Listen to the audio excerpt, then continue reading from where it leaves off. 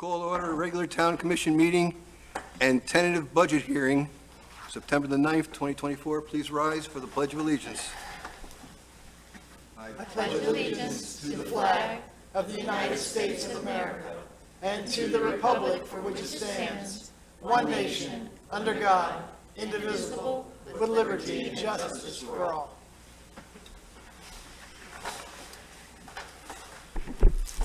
Please call the roll. Mayor Tompeck, Here. Vice Mayor Fender, Here. Commissioner Burrell, Here. Commissioner Kurzman, Yes. Commissioner Mayfield. Here. Okay, first item up is a proclamation, Hunger Action Month. Treasure Coast Food Bank, the town clerk, please read the proclamation into the record.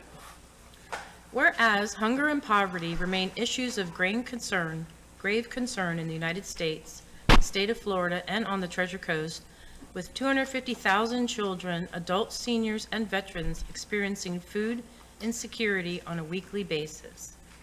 And whereas the town of Sewell Point is committed to taking steps to raise awareness about the need to end hunger in every part of our town and to provide additional resources that the citizens of Sewell Point need. Whereas the town of Sewell Point is committed to working with the Treasure Coast Food Bank in mobilizing people about the role and importance of food banks and other hunger relief organizations in addressing hunger and bringing attention to the need to devote more resources and attention to hunger issues. Whereas food banks and hunger relief organizations across the country, including the Treasure Coast Food Bank, coordinated Hunger Action Day on September 10th, 2024, and will continue to host numerous events throughout the month of September to shed light on this important issue and encourage involvement in efforts to end hunger in their local community. Now therefore, I, John Tompeck, Mayor of the town of Sewell Point, Florida, do hereby proclaim September 2024 as Hunger Action Month in the town of Sewell Point and calls this observance to the attention of our citizens. Thank you very much, and I guess I'm going to present this proclamation to you, Karen Aiello. Yes. Okay. That's correct. Did you have something you wanted to? I did, yes. So, good evening, and on behalf of the Treasure Coast Food Bank President and CEO Judy Cruz, our dedicated staff and volunteers and Board of Directors, I would like to thank you for proclaiming September as Hunger Action Month. As a member of the Feeding America network of food banks, Treasure Coast Food Bank is leading the fight against hunger in our community by securing millions of meals and providing them to people facing hunger. We are proud to partner with over 300 local food pantries, soup kitchens, shelters, and other emergency food providers throughout Indian River, St. Lucie, Martin, and Okeechobee counties. Throughout the month of September, Treasure Coast Food Bank will be hosting many events, including our 4th annual Outrun Hunger and Light Up Orange, and many more. For more information, you can visit stophunger.org. Thank you for your continued support and making sure that our neighbors have access to healthy meals and resources they need to thrive. Thank you. Thank you. Very much.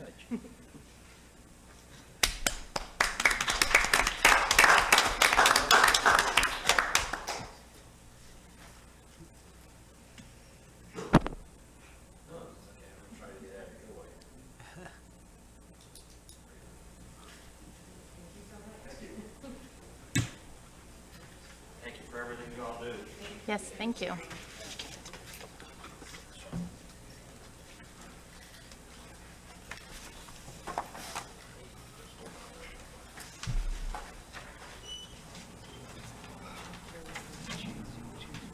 Okay, that brings us to item 3, public comments. Do we have any public comment cards? No, sir. Okay, any additions, deletions, or changes to the agenda? If not, motion to approve the agenda? So move. Second. Please call the roll. Vice Mayor Fender, Yes. Commissioner Burrell, Here. Yes. Commissioner And I am Kurzman, here, by the way. Commissioner Mayfield, Yes. Mayor Yes. Tompeck. Okay. Yes. Consent agenda? Any items, any questions on the items, or any items to be pulled for further discussion? I'll make a motion to approve. I'll second. Please call the roll. Commissioner Burrell, Yes. Commissioner Kurzman, Yes. Commissioner Mayfield, Yes. Mayor Tompeck, Yes. Vice Mayor Fender. Yes. Okay, that brings us up to item 7, public hearing on trim and budget. First part is the announcement of the percentage by which the adopted millage rate exceeds the rollback rate. Mr. Daniels? Yes, this is statutorily required as part of our public hearing. The proposed millage rate of 3.27 mils is greater than the rollback rate of 3.0320 mils by 7.85%.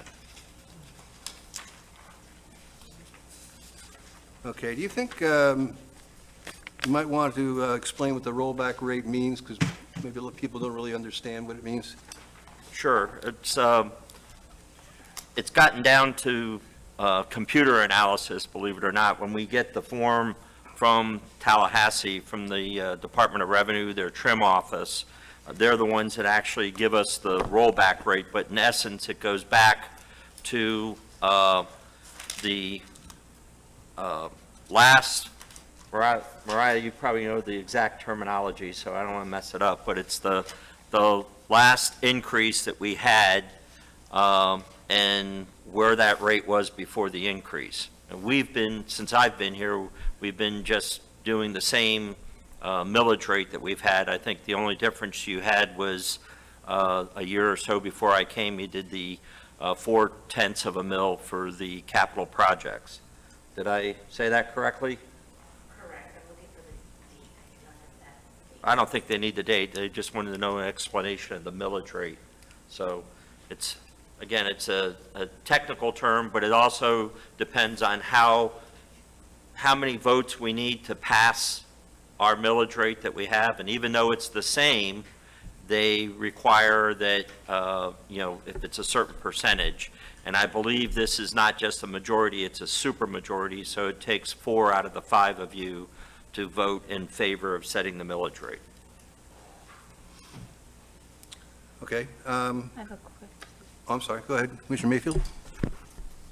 Maybe I'm understanding. I thought the rollback rate was, if you paid the same dollar amount in taxes as last year, that's what your rate would be. Okay? Is that? I thought No, that's what the that's- rollback rate was. That was kind of my understanding. It's- Okay. Yeah. Okay. Then I'm wrong, so I apologize. I mean, No, I think Bob gave you the technical explanation. I think it's correct technically, but you're also right. I mean, if I had $1 today, Okay. what is it worth? right, exactly. So next year, your property value went up from $1 to $1.10. We're levying the same millage rate, but you're paying a little bit more because your Right, property property, rate went yes. up. So to get that same dollar for you, we have to roll Yes. back our rate to a lower amount. Yes. And that's why the percentage that you overquote rollback is the same dollar. But just as your property value went up, so did groceries and gas and everything else and salaries. That's why Right. towns traditionally will maintain the same millage rate, Right. but it's always over the rollback rate. I think the only time it wasn't over the rollback rate that I can remember was 2007-8 when we had that Yeah. recession. Then it was the opposite. Yeah. Then people were in that quandary. They wanted to raise taxes to generate money, but they couldn't raise taxes because the people would have revolted. So Yeah. that was a tough time. Did they still call it a rollback rate? If the rare city that Uh-huh. might have actually increased in value, yes, but otherwise, Okay. everybody I was guess kind of in the at the negative. time. Okay. And if you rolled back, then you essentially have the same amount of revenues you had the year before. Yes. Okay. Okay. And I think that's the key issue there. Yes. That's what, when people understand that we need that Better. additional revenue to, especially this year because of the emergency fire department stuff, we need that additional revenue, plus the fact that other things are getting more expensive as we all know. Okay, so that brings us to resolution number 977, adopting the tentative millage rate. Would the town clerk please read the resolution title into the record? A resolution of the Town Commission of the Town of Sewell Point, Florida, adopting the tentative millage rate for the Town of Sewell Point for the fiscal year commencing on October 1st, 2024, and ending on September 30th, 2025, and providing an effective date and other purposes. Okay, do we have any public comments on Resolution 977? Seeing none, any discussion from the commission?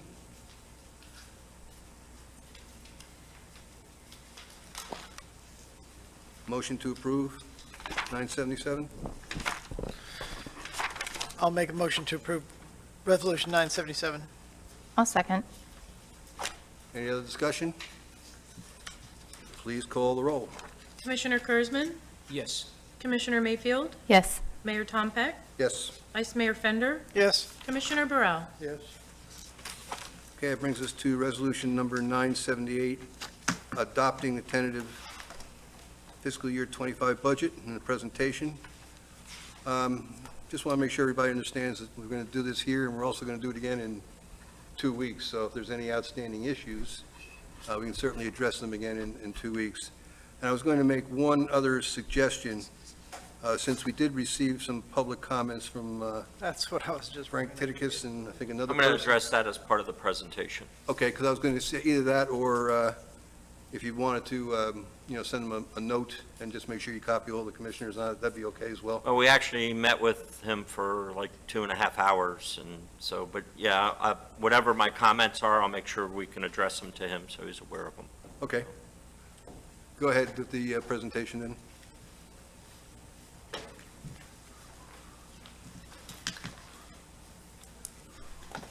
It's a different book. New book. One thing I wanted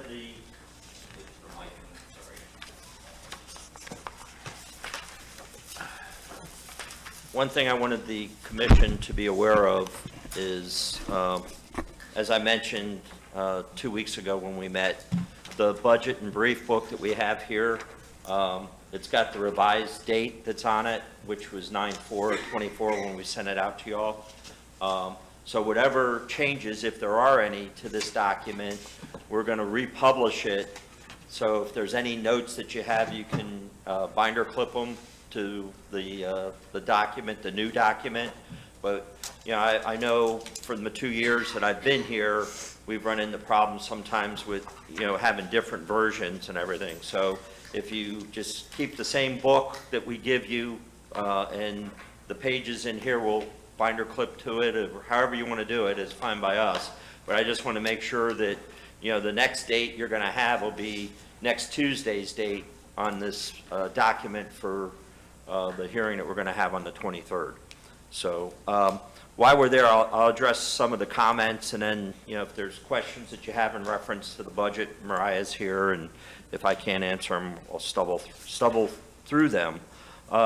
Just to clarify some of the issues that came up in some of the conversations that we've had with residents, our tax revenues have increased 27% over the past 4 years.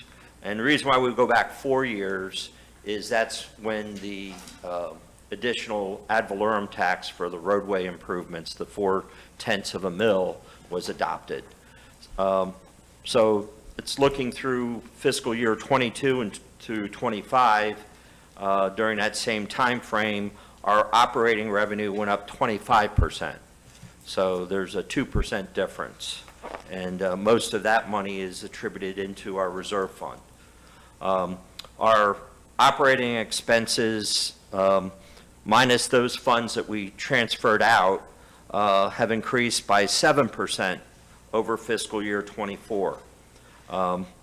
In fiscal year 24, the public safety expenses accounted for approximately 35% of the overall budget, with the budgeted increase in fiscal year 25, 55%. I guess I need to put my glasses on. Thanks for keeping me straight. The public safety expenses amounted to approximately 55% of the overall budget, with the increase that's in the tentative budget for fiscal year 25, public safety will increase to 57%. Now, that's police and fire. And we all know that the big jump in our fire contract is this coming year that we're dealing with in 25. In fiscal year 24, the commission instituted an ordinance that would change the requirement for site plan approvals to deal with the drainage from the homes and homes under construction. So now we have, when someone comes in to apply for a building permit, they have to come in with the site plan arrangement, and that gets reviewed by CapTech, our town engineer, and there's an expense to that, but it's a pass-through expense. But for budgetary purposes, we have to try to estimate what that amount of money is going to be. But it's going to fluctuate, depending on how many building applications we get.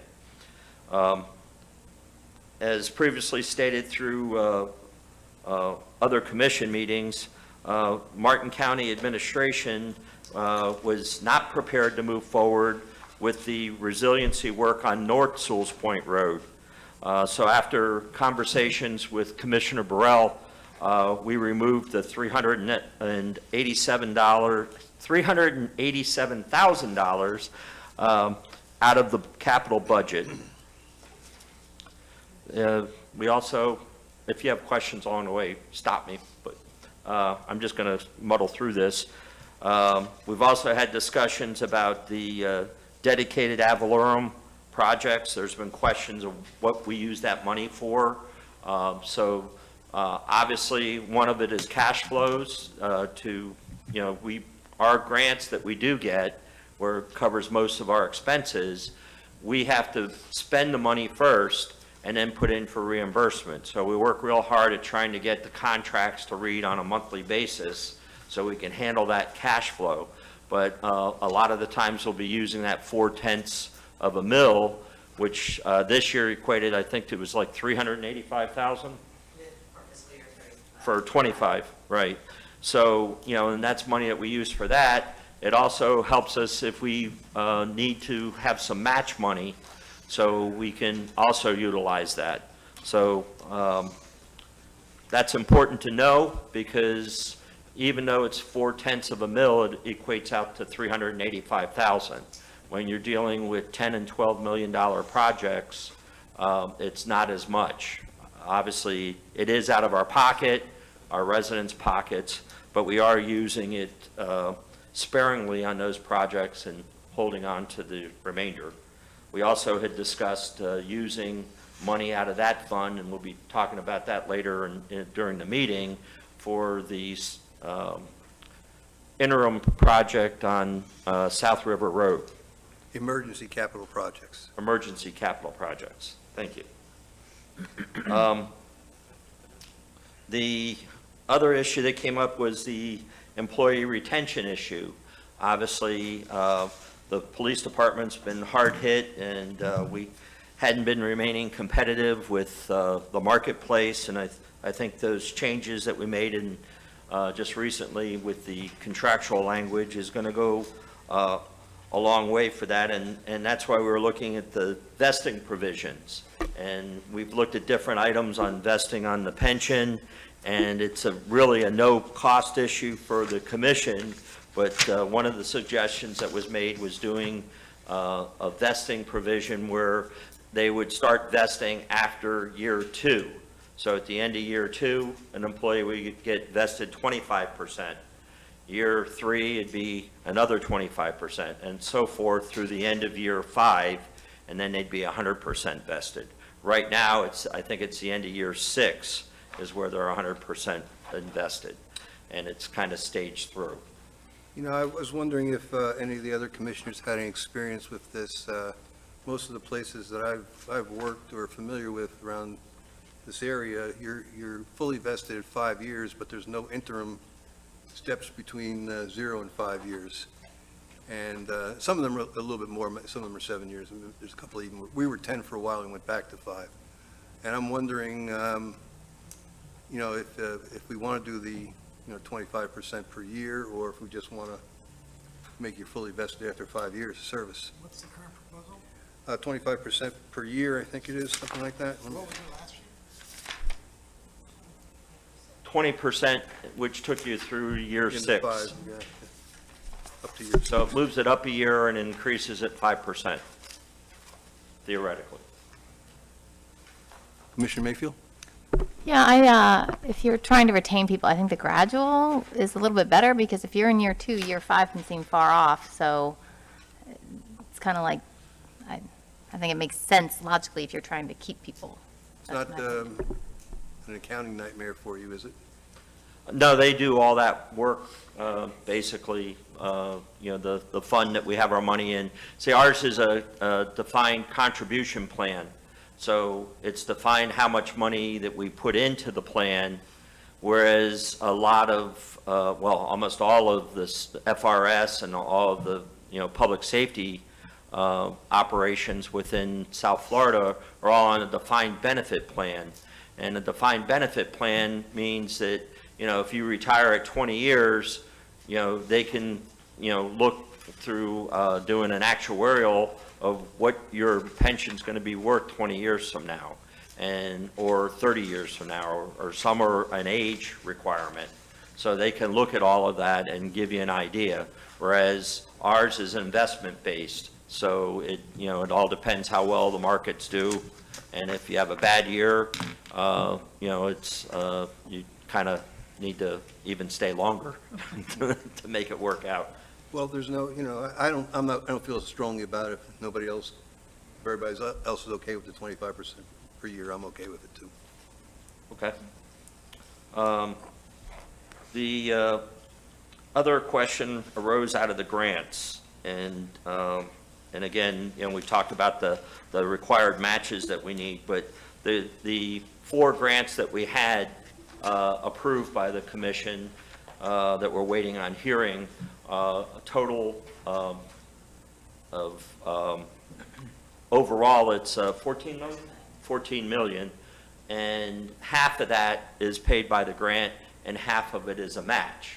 Now, if we're lucky enough to get those grants, again, it's spread out over 3 and 4 years, depending on which project it's for. So it's going to have an effect multiple years, but we'll have an opportunity to get other grants to try to match them. So there's a process, and I think this is where some of our residents get confused. There's a process where if you have federal money, you can get a state grant that can match the federal grant. So if you're doing certain road work and you had state money on that, you would be able to use those credits towards the federal money. So it's a lot of times it seems like a lot of money, but if you work it right, and that's really, with Joe's help and the staff, we've been able to funnel that to where it balances out. So we're hoping to continue to do that. So, obviously, if we can't pay the money, we don't get it, is the bottom line. And that's where we've been before, because we're not going to jeopardize our residents and our town over a project. So that's why we're very careful. We don't start the project until we're sure we have all those parts of it answered, all the questions that are asked answered. And that's where, right now, we're great with Phase 3. We have all the grants in place that we need. And Phase 2 is what we're working on and trying to fill those discrepancies. And then, I guess that was it on my, just one other question came up. In the budget, the capital budget, we had $160,000 towards ancillary street and bridge repairs. And again, a lot of our efforts are going into the roadways on South Sewell's Point Road. And then hopefully eventually in the future we'll be working on North Sewell's Point Road. But we still need some allocation for emergency repairs as they come up. And there's also a possibility if there was a storm that we can get a mitigation grant to do other work other than what we have planned. But it all depends where the need is. So right now we're covering ourselves with having enough money to handle those emergency repairs. And I think that's it. One other item, and it's on page 4, and I wanted to make sure the commission was on board or decide what they want to do. You mentioned under capital improvement plan about possibly accelerating some of the South Sewell's Point Road resiliency work by via loan. And I don't know what the commission feels about that. I know how I feel about it. Don't really want us to have another loan, but I don't know if there's any flavor for trying to accelerate the projects with a loan. It's in the, yeah, I don't know how everybody feels about that. Well, if I may, I feel the same way you do. I don't want to take out money needlessly. But if we run into a situation, and obviously, Phase 3 was delayed, and so that pushes Phase 2 back because there's just so many projects that we can do and not affect our cash flows. So, but we mentioned that because that could be a possibility if that situation came up and you wanted to accelerate a different phase. Okay. Vice Mayor Fenter? Yeah. So my understanding, when we discussed loans in the past, is it wasn't really about acceleration, it was about a cash flow. Correct. If we knew that grants were in place to cover the funding, but they weren't delivered yet, or they weren't going to get delivered till the work was done, whatever the requirements of the grant are, that's when we might take a short-term loan that would be eventually, would be paid back immediately on completion, right? Right. Not long-term debt. No, it wouldn't be a long-term debt situation. What we run into with the cash flow is, if we say we're in the middle of Phase 3 and we want to start Phase 2.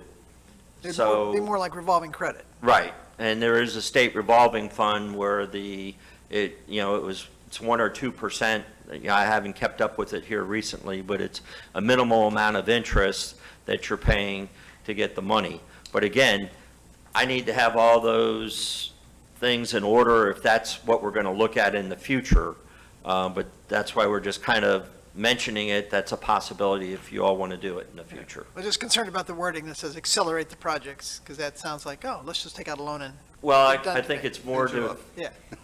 more to get Phase 2 done, Yeah. because we know the residents have been very patient and waiting for Phase 2, and we couldn't do Phase 2 until we got Phase 3 up and underway.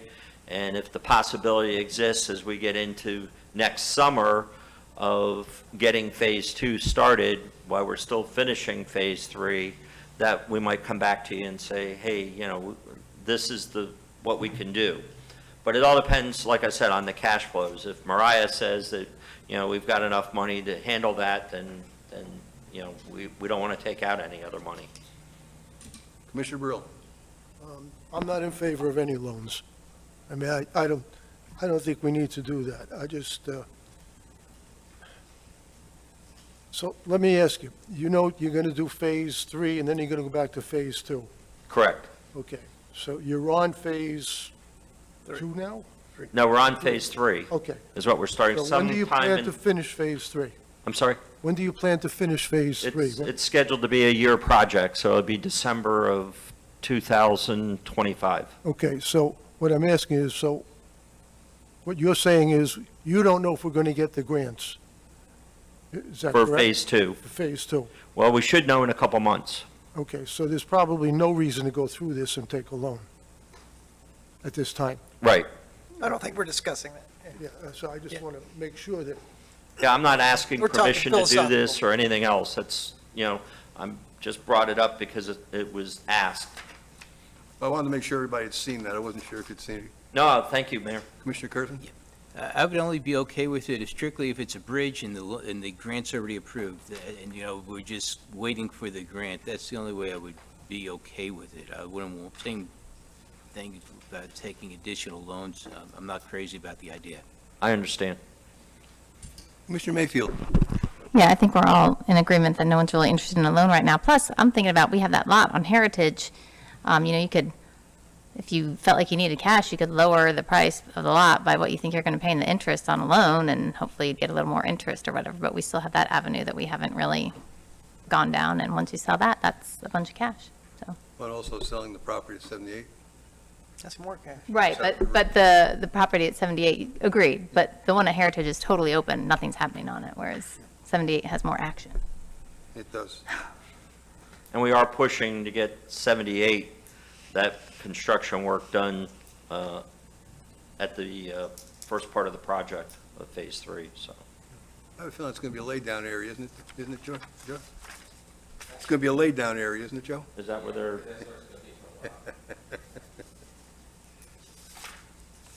Okay, we have any other questions on the but I've got a couple, and I was wondering if, Jack, if you could explain something for me, and just probably a refresher, but on page 7, it talks about the building fund, and then it talks about during periods of an economic downturn, provided it does not go over the statutory limitations. And I was wondering if you could explain to me what the statutory limitations are here, so that I understand them.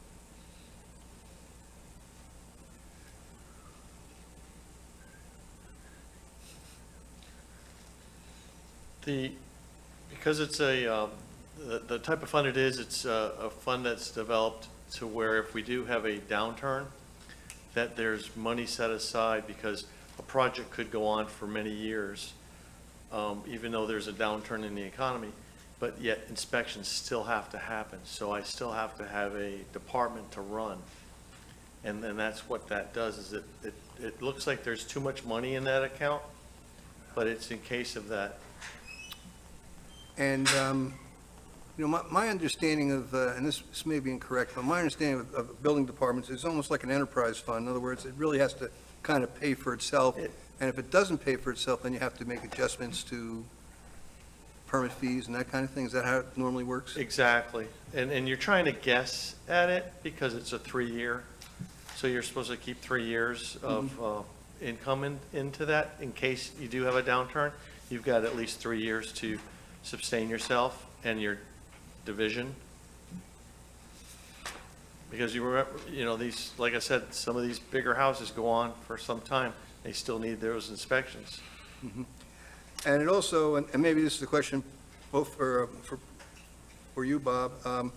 When I look at the salary allocations for FY 2025, if we're expecting less from the building department, based on what we think the amount of construction is going to be, do we want to think about changing those allocations a little bit to put more of them against general government or something like that? I don't know. I'm not exactly sure how you came up with these allocations. In other words, 40% of your salary goes against the building department, and maybe that's right based on the amount of time or you spend. Is that how it was generated? That's correct. And then there's also what is accepted within the norm, and that's where our audits, and they come in and they tell us, and we also have to look at the amount of money that we bring in the building fund. We have to spend the money on items, so they also look at those expense items that we have to make sure. But yes, obviously, I manage the whole town, so there's an allocation that comes through, and I work hand in hand with Jack to help him get his job done, and the building department. So that's how we came up with the allocation, and pretty much every one of these positions has something to do with the building department. But obviously, aside from Jack, my allocation is probably the larger one out of everyone. Okay. I got a couple more questions, but maybe Commissioner Burley, you want to go ahead? This is a quick one. So any money that you bring in from the building department has to be spent in the building department, is that correct? Within certain parameters, so like these salary allocations, because Yeah, everybody besides plays a that. part, but yes. Okay, because isn't there a state statute or something that says you have to keep it in the building department? Yes. Okay, what statute is that, by the way? Just so I can repeat it. I don't know. You can't quote that one off the top of your head? I don't have that one on the top of my head, but there is a statute that says, like you used to call it, an enterprise fund. I mean, the money in the building department has to be spent in the building department, including chargebacks from general. Like Bob's time is allowable to charge a certain percentage of his time to the building department because he devotes time to the building department. So, let me see if I'm clear on that, okay? I'm just throwing this out. But, so let's say we have a project that needs to be done, such as Mandalay, an emergency project. We can't use any of that money that's in there, even though it's saved? No, it's restricted to the building, Well, to that's part of the building. That's, But to expenses to the building department, we could for example, look at, are there any of the staff members whose parts of their salaries could be allocated to the building fund? I'm not sure, for example, if Mariah, part of your salary Yeah. probably is. It's on there. So. Yeah, on page 12 of the booklet, there's the breakdown of it. But So- to get back to your question, Yeah. I think the only thing that I've seen has been ruled as being acceptable is if there was a loan supplied by the building department at a rate of interest, and So we then, could loan so if ourselves we had an money. emergency, we could utilize the funding, but it would have to be paid back, and I'm sure there's some requirements that, I'm sure Glenn doesn't know It's gotta be exactly what they some- are, but, that's the only thing I've seen, but it is a rarity, because you have to keep your auditors happy with your allocation. So that's why usually, we go through and we go over any planned changes that we have with the auditors to make sure that they're on board with it. Okay, because I've been asked that question many times. Why can't we use the building department funds, since we have excess money in there? Right. So, like, could we say, Joe, can you do this project? Could we pay Joe out of that? From the building department to contractor? If it was a city project? Yeah. Or a town project, I mean, no. Okay. no. If Joe was engineering That's the something dumbest for law the ever. building department, say their office or something like that, and he had an expense that was solely used for the building department, he could. We buy a vehicle, if it's sole use of the building department. We could, rent a vehicle from the building department. But again, it gets too convoluted sometimes, and you don't want to get into an issue where the auditors have a problem. I just, like I said, I threw it out there just to see. I'll find out the number of the statute and send out an email with it, Yeah, but thanks. it is restricted. Commissioner Kurzman? Roundabout question, and it's an unusual question, but let's say we wanted to give our building inspector a stipend to come in for the weekend, and he was going to do that project that I think Commissioner Burrell's talking about. If to come in and do it on his own, could we pay him out of the building department? Because he is our building inspector. If him and Jeff wanted to do it together and we, I don't know, but chances are on the type of projects, it's an emergency, it's probably going to be an outfall line, a roadway washout, and for one person to come out, I mean, I'll give him a shovel. But I think it's probably going to overcome his capabilities. He has assisted us, though, with the renovations with Town Hall. I know. And some of That's the why other I asked the things. He question. has done what he can within that, but I think going that might be a little overboard for him. it was just a Maybe- question, that's all. Maybe an example that would help is think about your mortgage payment and there's an escrow account for taxes, right? So you can't take that escrow account, money for taxes, and use it to pay your mortgage principal. It's got to stay for taxes. It's segregated into that restricted fund. It's kind of like that. It's a restricted fund that can only be used for that. I was going to use a different example. Your spouse says, we're only spending the money on this. That's it. You're not spending it on something else. That's the difference between felony and misdemeanor. Yes, that's right. Okay, we had talked, I think the chief had mentioned that she was thinking about putting in one vehicle per year for the next few years to make sure we had good police cars, and Well- is that in here and I just missed it, or Page 15, they talk about it. page 15? Basically, what I wanted to try to do is level out our expenses. So, the capital items are the ones that can really come up and have a problem. So I'd rather budget, over a period of years, replacing the fleet, other than replacing them all at one time. Well, And and I think a vehicle replacement schedule is a good idea, but is there anything in next year's budget to buy one police car? Yes. Okay. All right. And I guess the only other question I had is on page 14, and this is, I should probably know the answer to this without asking, but under the capital maintenance, the money from that comes from the general fund gas tax and, Yes. okay, I just wanted to make sure that's where it came from. And that's the one we're going to have to look at in a little more detail here as the maintenance for these new projects comes up. We're going to have to figure out a way to pay for it because it's obviously going to get a lot more expensive in the in the Right. distant future. But since the projects have been delayed, that's something that we can discuss, a year or 2 years from now Okay. and take a look at it. And there might be some other options available to us when that comes around. Commissioner Mayfield? I have a quick question. You took out the 387,000 and on page 14, it's still there. Is that because that's how it was approved? Yes, Okay. because this was already pre-approved back in Yeah. May, so, Just confirming. no problem. Thank you. And then one minor question, it's really not even that important, but on page 5, Mariah, you had talked about this at the last budget thing. Was that 7.85% supposed to be changed to 10 point something? No, it was actually it was 7.85. Okay. I was going back to the old one and I had handwritten that and I don't know why I did that, so maybe that was, I thought you had said it was a mistake, it should be 10 something, but it doesn't, What, it's just a thing for comparison or Oh, whatever. up top, regarding the mills. I do know the rollback rate was 7.8. I believe I double checked that and it was a 7.85%. Okay. So,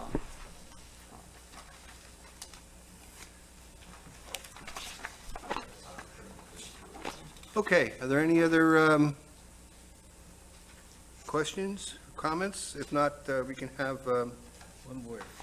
oh, I'm sorry. I just want, since we're talking about the budget, I see we have park revenue, $1,200 in our budget. Excuse me. Thank you. Thank you. What do we have? And that is page 8. Through that. Oh, park revenue. Is that the fitness class? The fitness class? People I think it's the fitness also class. renting the gazebo. Yeah. 902. Yeah. Right? Yeah. Miscellaneous. The local business tax, is that what? No, That's another one I want to ask about, but, local business tax comes from Martin County. Here, you need to. yeah, but I'm talking about, I'm asking about the park. The park. So yes, that goes into the, where is that line? See, the income on that is only $1,200 a year, you're estimating that? It's in the budget. That's Part of 369. that is because the residents don't pay, it's just outside people. I know, and we only get $1,200 a year? We've got history on page 16.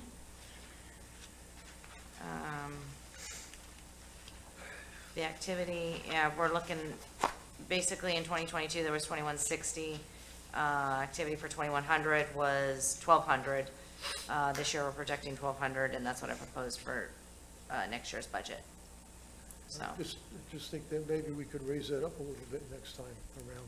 and so we're, I think what we're proposing to do, and I don't know if we'll have it ready for the next meeting, but it's time for us to really look at our fee schedule, and that's one of the ones that I address, because we do have a lot of non-town residents that have an interest, and I think that's something that, again, not to make a killing, but just to cover maintenance and so forth, and making sure that, we have a sufficient amount of money that's I coming saw in. the maintenance and everything is $24,000, so, for the park, it's set aside for the park, for maintenance. I don't know if we've really set aside just a specific dollar amount for the park or maintenance. Oh, that's probably what it is, for what, rental? Thank you. Yes, thank you. I think that's all combined. Yeah, there's one for tree trimming for $20,000 and one for the park for $24,000. Yeah, that's pest control and the Vicky John, or Port of Lead.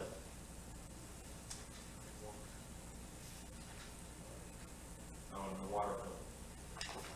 Utilities. Yeah, that's in utilities. So we do not currently have the park broken out separately. We have that, it's lumped under governmental services. Okay. And then on page 19, you have legal counsel for the code enforcement board.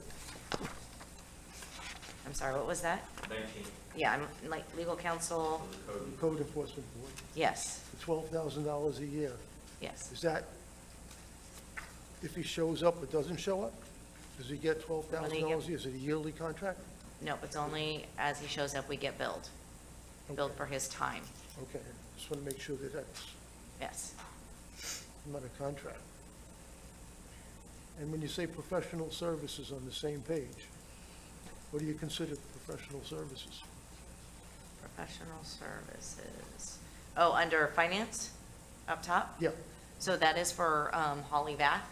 So she's contracted with us, and it's also as needed. She is part of our internal control here okay. to the town, so keeps us in compliance with the auditors as well. When somebody doesn't list it, and I just see professional services, Yeah. I'm going, scratching my head a little bit. Yeah. Okay. And the debt service, the principal due 2027, is that the 1 point, or the $2 million loan? Yes, And so far, we've laid out $232,000. correct. Well, yeah, we did 75,000 and 150 this year, so.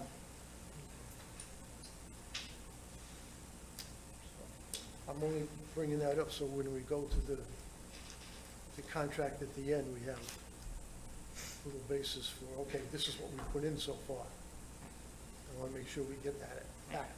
Well, and we do have a loan, we have an outstanding loan, so we definitely don't want to, Yep. would not be my recommendation to go underneath what the loan balance is. I could go on, so I'll just pass it along. For now. Okay, you got any other comments, please feel free to go ahead. Yeah. I see under stormwater maintenance on page 20.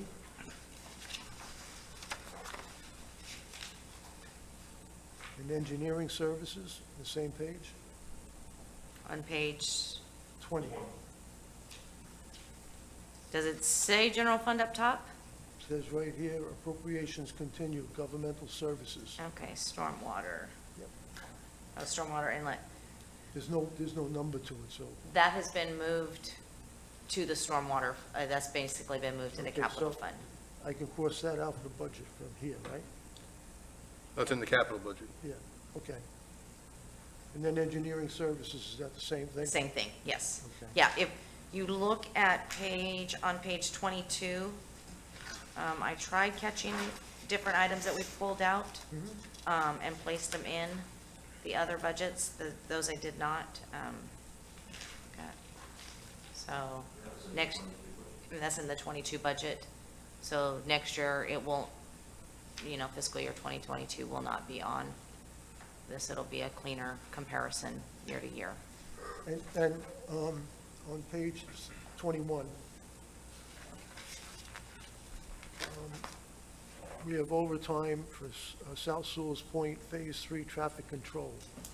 Shouldn't that be paid for out of the grant money? I'm just curious on how we come to that and put it in here. I will have to see if it was written into the grant. If it was written into the grant, then we can reimburse it. If it was not, then we'll have to, we can see if we can do an Well- amendment. Use it Yeah. towards our match, too, Mm-hmm, Yeah. if we end up. yes. And, okay, we're talking about contractor services at $50,000. What is the contract services on that? Contracted Same page. services, 50,000. Let me see here. It's under police. Yeah, let me see it. I have to, it's been a bit since I've dived into these numbers, so I do apologize. I think the contractor services, It's on the same. Oh, it's in page. police. yeah, so that's not IT. Yeah, let's see. Excellent, that's what I thought. It's gonna be the TASER units, what they did, they went to like a subscription service, like all the software companies are. So the TASER and the cameras are all one company, so you pay per unit, every year. It's like a subscription fee, so that's what the 50,000 is. Okay. And on page 22, you transfer to building fund $436,652, and move to building fund is $342,000.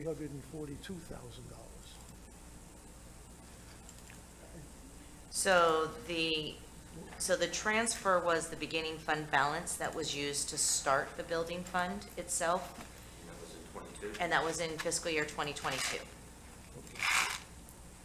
And then the 342,000 was their expenses that were moved. What we try to do is do several years so the commission would be able to see, what the trend was out of certain items. So that's why we tried to set the columns of the last 3 years. And, okay, we've talked about moving these grants to a separate thing, but that one, That's one of the things we're working on for the revision. For the well, I'm finished. Thank you, everybody. Welcome. Okay, anybody else have any comments? If not, I don't believe, April, you didn't read resolution number 978 yet, did you? No, not yet. Would you please go ahead and do so? Absolutely. A resolution of the Town Commission of the Town of Sewell Point, Florida, adopting the tentative budget for the Town of Sewell Point for the fiscal year commencing on October 1st, 2024, and ending on September 30th, 2025, and providing an effective date and other purposes. Mr. Mayor, before you move further, I think just, again, there's certain protocols, and we just have to ask for the public hearing. I know you don't have any comment cards, and I know, Just going to do that. okay, thank you, sir. Do we have any public comments? We have kind of a light audience today. I thought we'd have more people here talking about the budget, but, okay, any discussion on the resolution or a motion?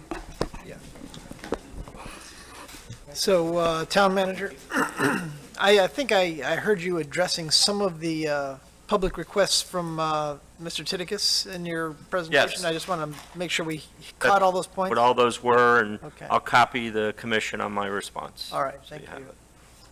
well, there was one on there specifically that said for engineering or something like it was $712,000. That's- yeah. That's no longer 712,000. Good. Yeah. It's 300,000 or something. Is that because of the Northbrook? That's because of North Sewell. Yeah, okay, good. Commissioner Mayfield?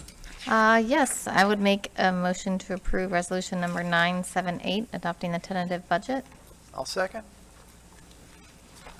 Any further discussion or comments? Please call the roll. Commissioner Mayfield? Yes. Mayor Tompeck? Yes. Vice Mayor Fender? Yes. Commissioner Burrell? Yes, Commissioner Kurzman? Yes.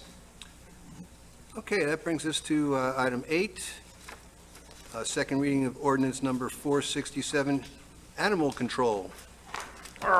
Would you growl your way through this, Town Attorney? Please read the ordinance into the record. Ordinance number 467 is an ordinance of the Town Commission of the Town of Sewell Point, Florida, amending Chapter 10, Animals, Article 1 in general, Section 10-1 definitions, amending Section 10-3 pets constituting nuisance or danger to health and safety, and adding new Section 10-6 County Animal Control Ordinance adopted by reference and for other purposes, prime severability, the repeal of conflicting ordinances, codification, and an effective date. Thank you. Are there any public comments on ordinance number 467? Commission comments or questions? Vice Mayor Fender? Is there supposed to be a comma after the word biting in the added third line down, page 34? Biting, snapping, or biting and snapping, or? I think a comma is good.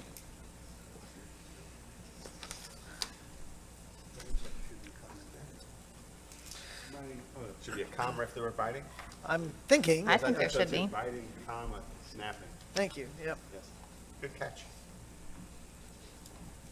I have one more. Okay, I think that's, I'm sorry, Commissioner Mayfield? Same kind of vibe here with my comment. The exhibiting, I don't think it reads well. I feel like it should be exhibited. I mean, maybe I'm missing a legal thing, but I personally like my laws to be as easy as read as possible, and I felt like it should be exhibited instead of exhibiting. Could do that. Exhibit person or another animal. When is that now? By, okay, yeah. It's, where it You says must say correct. as exhibiting by. No, you're right. As exhibited by. Did we remove the one word that it was bothering you? Yes, we got rid of growling. Growling is gone. Growling is gone. And I believe that was, really, that paragraph was the only thing that was Discuss. changed here to take out the growling and, Yes, sir. okay. And we can, I believe, correct me if I'm wrong, we can approve it with those two changes, adding the comma and changing the tense of exhibiting to exhibited. Absolutely. Okay, any other comments or a motion? Oh, I'm sorry, Vice Mayor Fender. I will growl a motion to accept ordinance 467 with the changes amended. I second it.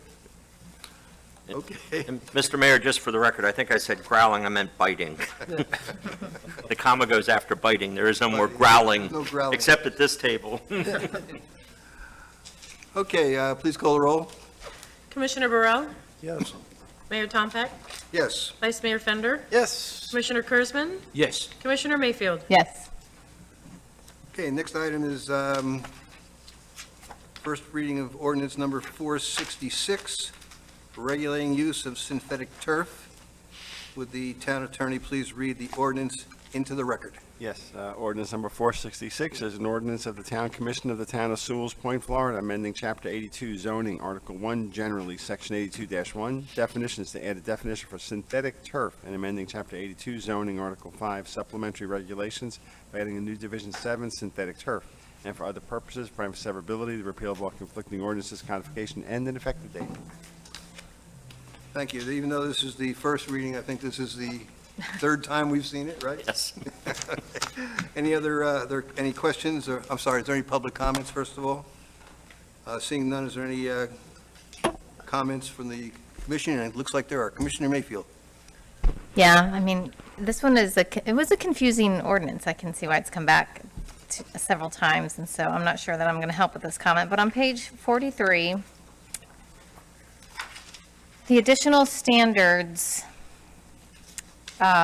B, it says synthetic turf under section 82-484 additional standards. It says synthetic turf shall comply with all the following additional standards.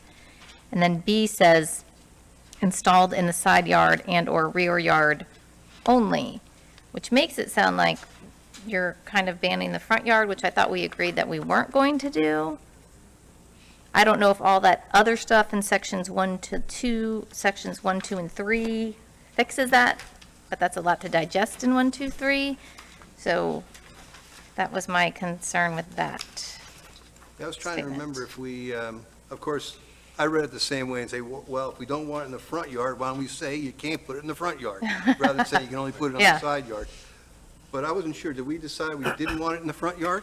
I thought we did not want to regulate that because I think people should be allowed to, as long as all the other things are met. I feel like it's not all our other, My recollection was, we started discussing it, and then we figured that we'd just bring it back. So if I misread that, I apologize, but I didn't think that we had made a decision yet on whether we wanted it in the front yard or not. I thought we had said no, but.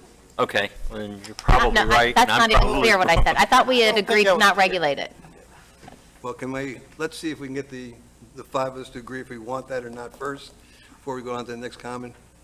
Any comments on the front yard? Yeah, I thought the same thing you did. I thought that we did say, it doesn't make any sense you do just the side yards and the front yard, the backyards. Mr. Kurzman? Yes, the only question I have, after looking at that, I saw I saw somebody else's fake turf, and I'm looking at this one. This one looks like, will water actually go through this? I'm trying to figure that out. It's got holes in it. If you look at it, yeah. It has two holes I'm looking at, but I'm trying to see, will water, like, two holes over here, but if the whole thing's like a big piece of rubber going across the lawn with only 2 holes in a square foot, that's not a good thing. I saw another one that's like the turf when I was at a store recently, and it looked more like you could see right through. If I hold it up, I could see through the light. This one's solid. It's crocheted differently. But does water go through this? That's the whole thing I want to know in this particular piece. If water Well, doesn't- I'm not sure we should necessarily be looking at this particular piece. If somebody wants to, put it on, they're going to have to show us they're going to give us the spec. Jack will review Well, the so spec. that sort and of make leads sure to that my it's okay. comment. You just want to make sure water goes through it, that's all. Yours it does, yes. That's mine. Oh, this is yours? Yeah. Does water go through this? Yes, sir. You answered my question. Slowly though, right? So I was just going to make a couple of comments. First Did is, you water it?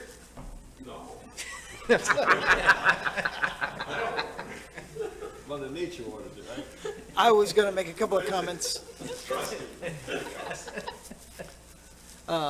So after our meeting last time, I was intrigued by learning more about how it's being utilized, because it's not on my street. And Dr. Farrow was kind enough to take me to his property and show me the amazing job he's done with his AstroTurf behind his house, not in front.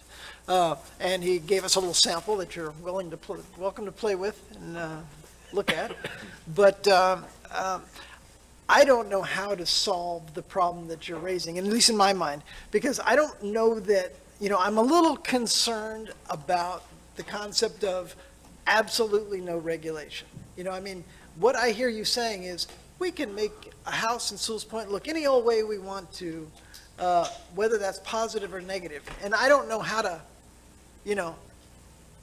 I don't know if that's a good thing or a bad thing, right? So I don't have the capability of trying to put that constraint on, but I believe that's what our ordinances seek to do, to ensure that we maintain the aesthetic of the community in the way that we aspire it to be. And I believe, there's got to be some level of control, which is why we have setbacks and every other sort of ordinance we have from an aesthetic perspective.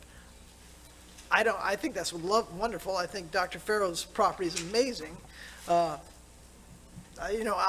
haven't necessarily seen a bad implementation of synthetic, and I certainly wouldn't expect it ever to become a high percentage of properties, but from an ordinance perspective, I don't know how to articulate that.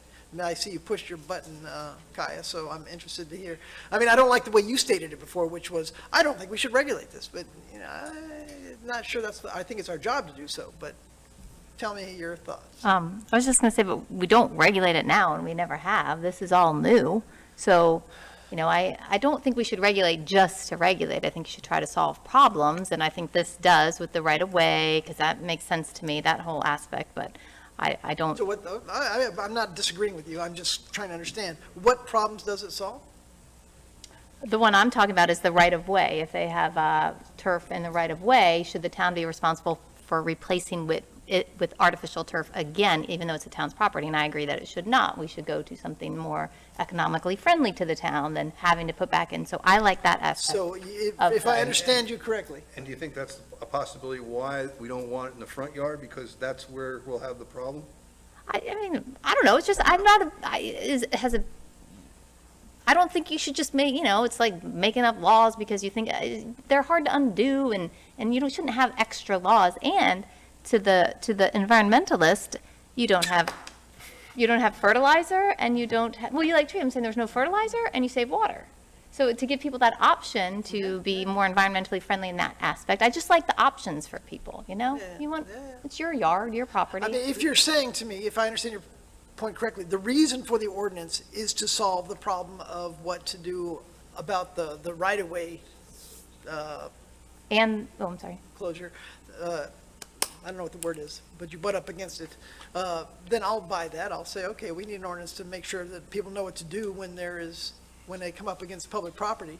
I cut you off. There was something else you wanted. And doing the permitting process makes sense because it can be maybe problematic if someone's self-installing it and it's not going to drain correctly or whatever. So this whole thing is saying, okay, let's permit the process of installing it, which I think makes Is this sense. first or second reading? First, Okay. believe it or not. I think it'll be here for the I rest of the think- year. I'm far slowing it down because I'd like to hear other public input. I certainly was benefited by Dr. Farrow's input. So, yeah. Let's go. Let's have a party. What are you talking about? Well, I think, we could certainly just remove, I think you're recommending we remove item B there, right? Well, Which to Commissioner Barill's point, I thought we kind of all decided that. So I was just pointing it out as like, okay, I thought we decided this last time.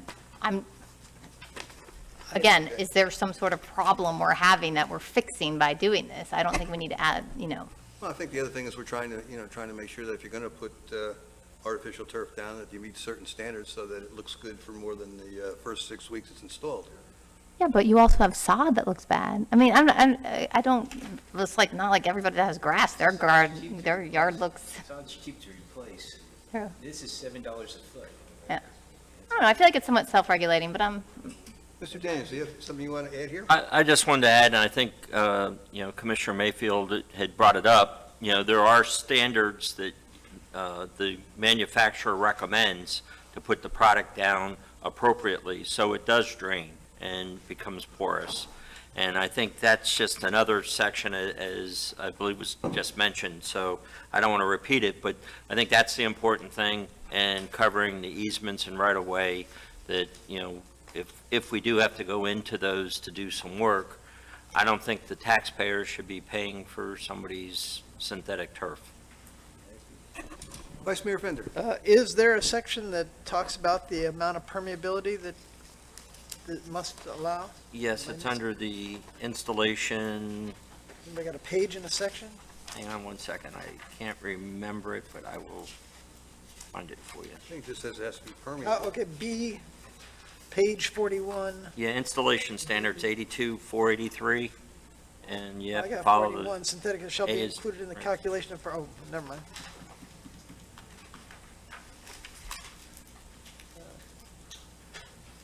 What page is that? You say 43? I'm not sure of the page number, because my page numbers are different, 466. but it's 483 483. is the Installed shall be the manufacturer. 82-483, installation standards. Yeah, where's the permeability section? Well, it says in the design standards, which is Drainage where you'd expect it to say. Oh, is it Design? Positive drainage. Well, it says in and design evenly standards graded. that the, Forest under item E, that it must have a backing that's permeable. I don't think it says how many holes or per square foot or the size of those holes. So Just let's said say to be that permeable. fails. Is there a recovery for the failure of that permeability? I mean, because we have a bunch of flooding problems right now. Right. Somebody lays this down, and all of a sudden it fills up the next guy's yard because it doesn't have the holes that you requested. I mean, is there anything in this ordinance that provides recourse for that, or corrective measure? Not recourse, but I guess the assumption here is similar to roof material. There's set standards of what you put on your roof, and, Jack's job is to make sure that those installation standards are met when you put tiles on the roof, so forth. And that's the same thing with this, where under the installation standards, it says, the material that's supposed to be underneath it, how many inches in depth, and I'm just asking, if the neighbor's yard next door begins to be flooded because this guy put this on, what is the next step? What, If it's not permeable enough, in other words. Right. Let's say it's just a rubber, and like this, let's say you're not able to even breathe through it, you blow into it and it comes right back in your that's face. not addressed in here, so we'd have to add a section to There's it. something that says have backing that is permeable. Not yeah, so let's how. pretend it's not. What recourses Well, are, if someone violates this, Yeah, then your normal recourse is a code violation, and they would have to correct the violation by either making it permeable, taking it out, or paying a fine, a daily fine. I mean, should we codify that in some way? I don't know. Well, that, your general code of ordinance says that, if someone violates any section of the code, they get cited, the magistrate has a hearing, the magistrate then imposes a fine that usually starts after they've had a period of time to fix it. So fixing it. Okay, I mean, if fixing it could be is any that one of those process, violations. So say, for example, they. I didn't don't have- see it, but I trust you. If you say Well, that's, Well, it's letter E, it says has backing that is permeable. Now. no, I'm talking about the other Oh, the part. code part, yeah. Yeah. That is our standard code for any violation.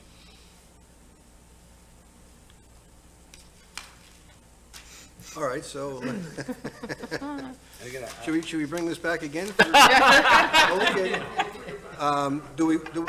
The bottom line here, do we want to remove item B on page 43? Or do you want to leave it the way it is?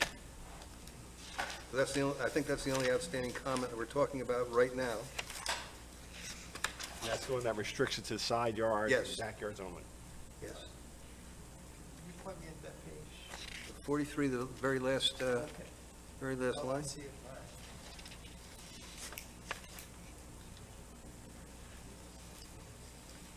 I mean, I've already said what I would think, but You'd like to remove it, right? I don't, yeah. Okay. Removing, In other words, they could put it in the front yard if they wish to do so.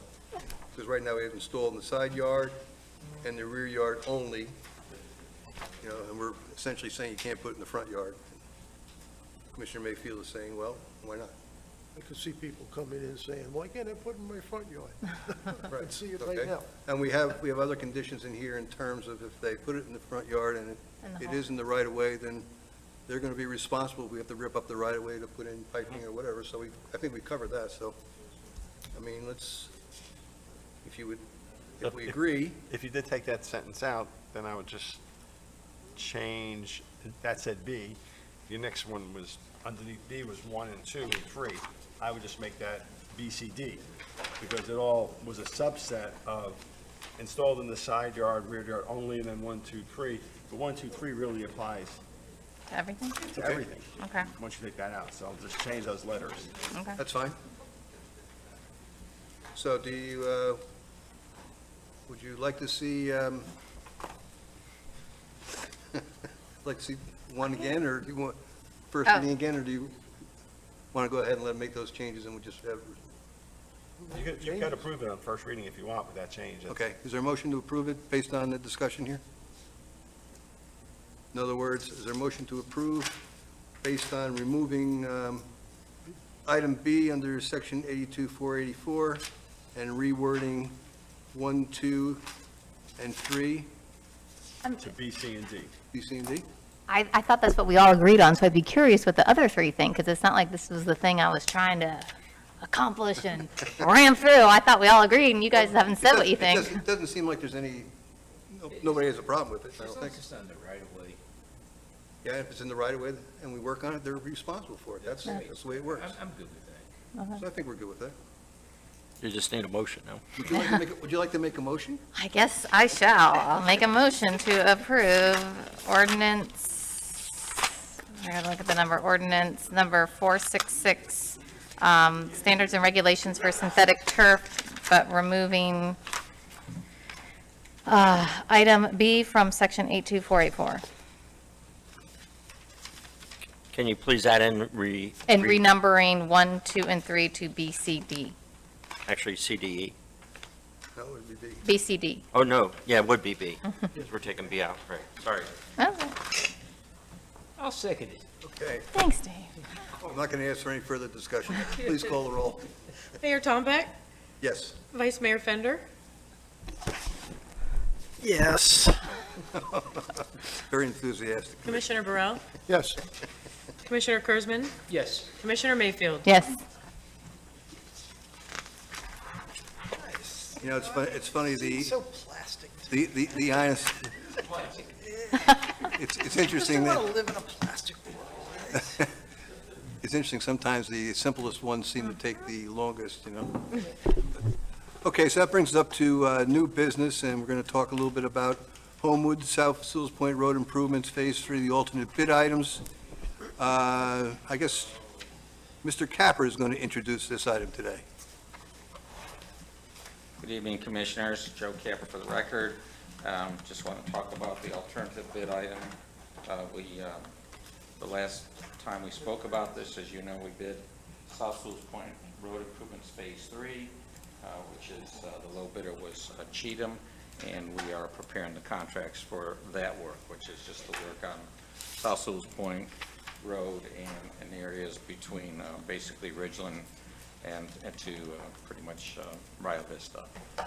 That's been approved, so one of the other items we had in the bid was some alternatives, and the first alternatives was just anything that we could add into the contract during the construction out there as we're working on Phase 3.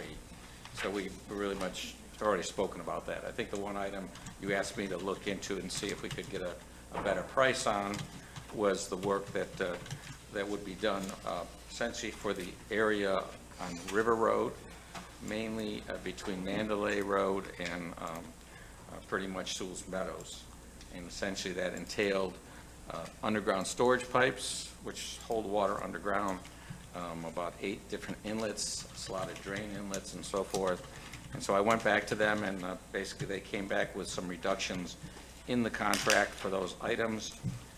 Areas that they reduced were mobilization, and moved some mobilization around. They took out some fencing. They took out some, the price for piping and not taking it out. They basically reduced the price for that significantly, as well as reduced the price for exfiltration trench. We removed some of the yard drains that would go into some of the side yards and so forth. At this point, those can be added in at a later date if they need to be added at all. So there was piping and yard drains that we took out of the bid. So essentially, it was about, the price went from $341 down to $300,000, a little over $300,000. Essentially, they would start this work, with your permission, of course, in October, be completed by the end of the year, and then they would move right into the South Sewell's Point Phase 3 work and so forth. So essentially, that's what they came back with as a compromise, and I think we'd like to get started on that if we can. That's again, one of those, I believe we called it an emergency repair. Yeah, Joe, what about the Mandalay Lot 1 drainage at 76,000? It didn't, there's really, the items there would be very difficult to lower the price on those. I really think we need to kind of look at that with, we have 2 property owners there, and basically what I have laid out there is something that would work with both of them, and we really have not had contact with the second property owner. I really think we need to talk with both of them together and see what they would, both of them would agree to. You know, there's discussion about, and I know Cynthia, I don't think she's here tonight, but I know she would like us to fill that area, but of course, once we fill it, we're just going to put water onto our neighbor. So I think the idea was we'd manage the water into a certain area of her lot, between her lot and a neighbor's lot, and so forth, and that's what the plan is right now. And then have a control structure that would control the water coming out, so they'd hold water to a certain point and then come down to the outfall. Again, I think we really need to make sure that both of them are on the same page with that before we actually do the work. And so I would really think that we'd want to, I mean, I think the price that we have for this is about as good as we're going to get, but I don't really think that we really have permission yet from both entities to do that work, so. Okay, so we're just reviewing the $300,000. Right, and when I have, We already approved $250,000 from the capital millage fund. So the real question is, you know, are we comfortable, you know, bringing that up to $300,000 so we can do this particular project? And don't all make a comment at once. Commissioner Kurzman. Reluctantly, I would say yes, because of the damage that it's creating if we don't do it, and we can't just ignore it and pretend it's not there. It's hard to part with that kind of money, but at the same time, the biggest issue is the flooding, and it affects many homes internally, especially the primary people that are right in the midst of it. And I think once we fix that, it'll alleviate a major problem that we're experiencing with multiple people. Commissioner Brill.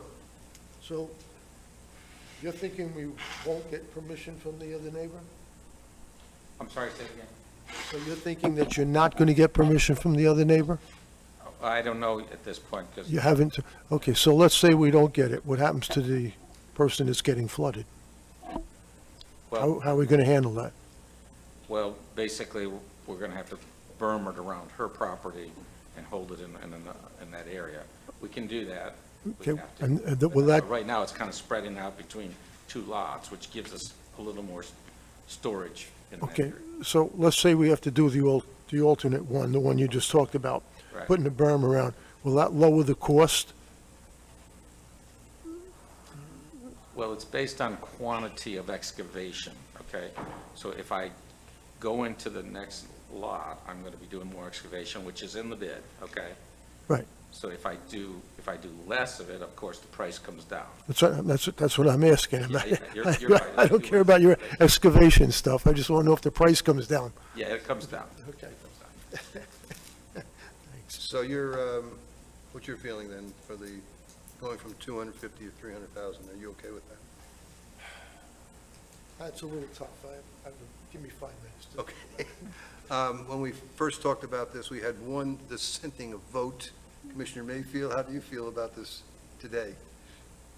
I mean, I feel the same way.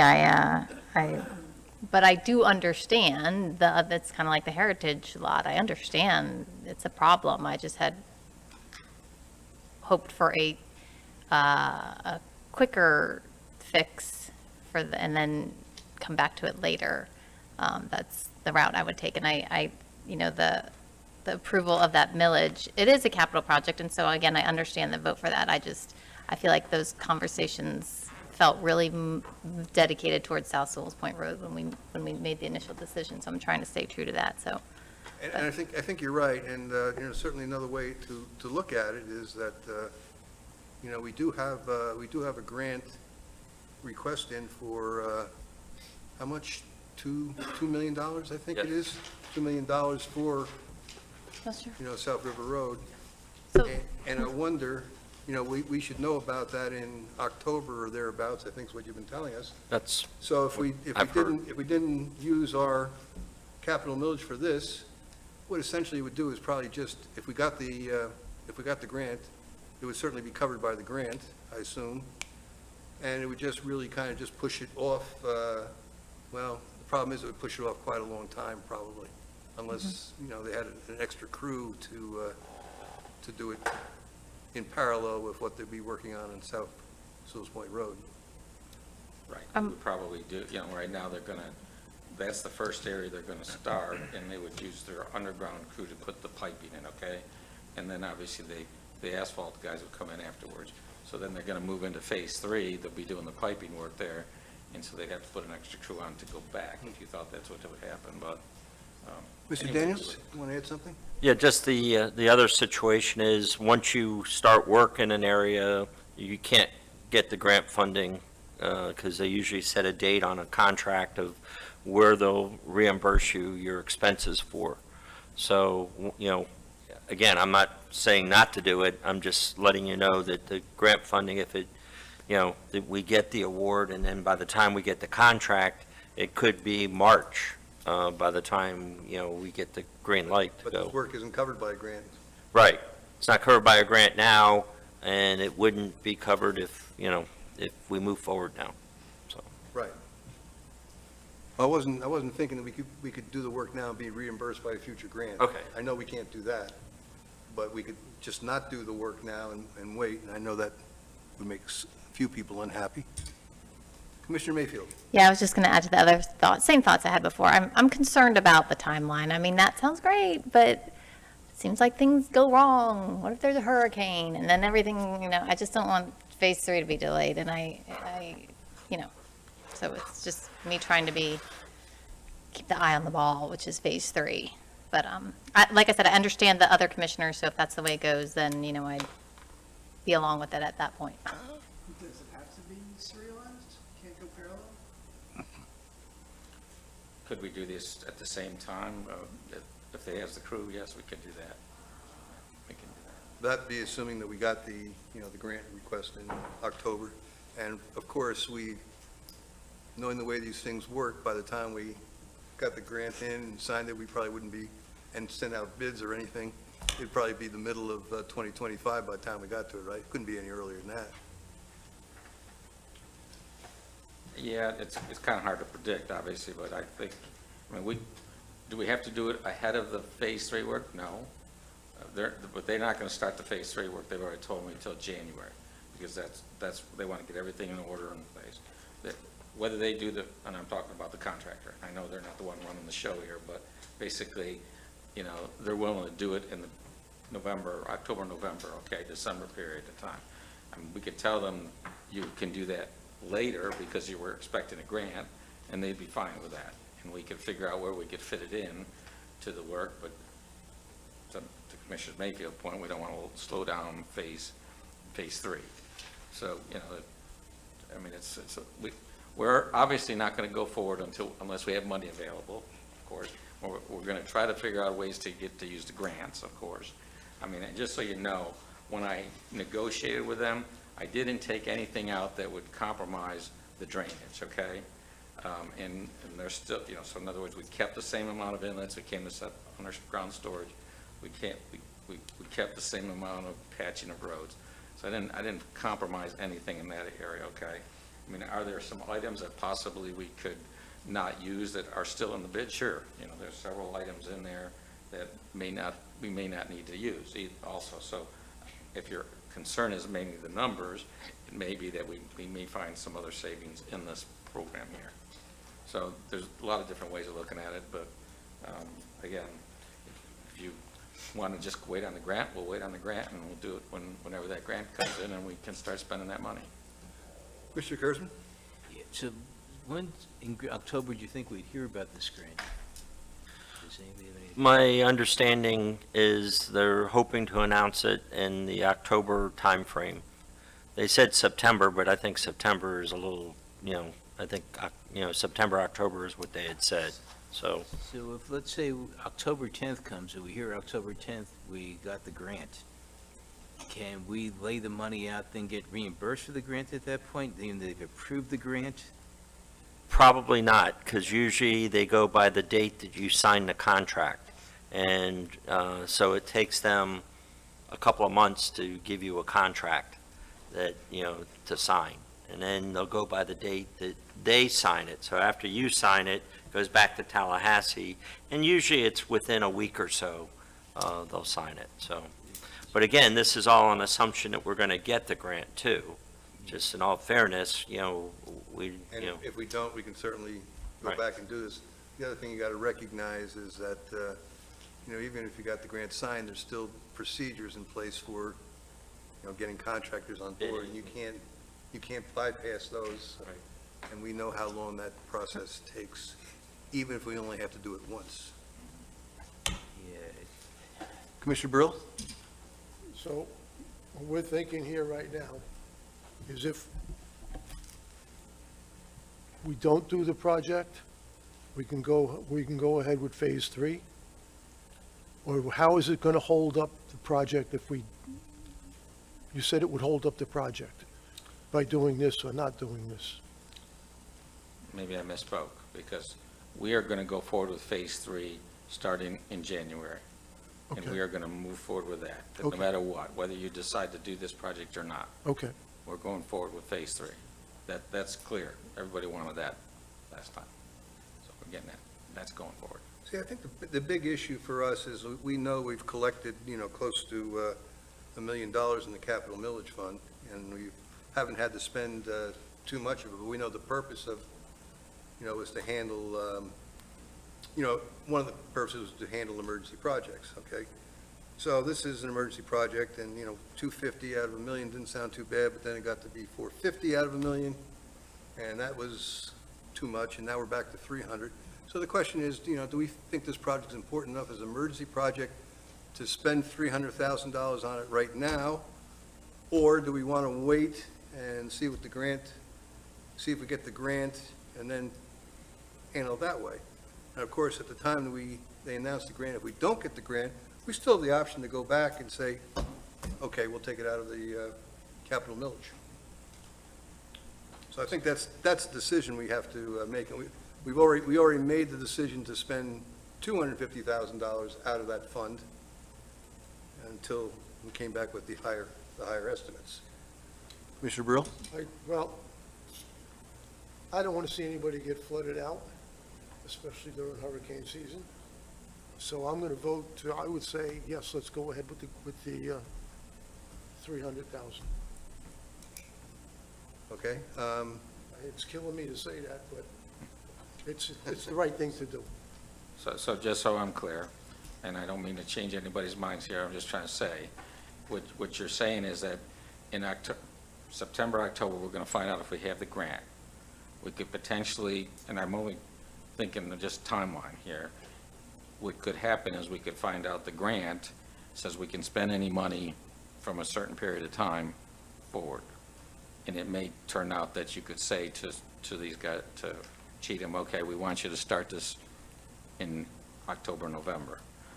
And I'm just throwing this out to you because I know you want to keep that money. We got a lot of projects, folks.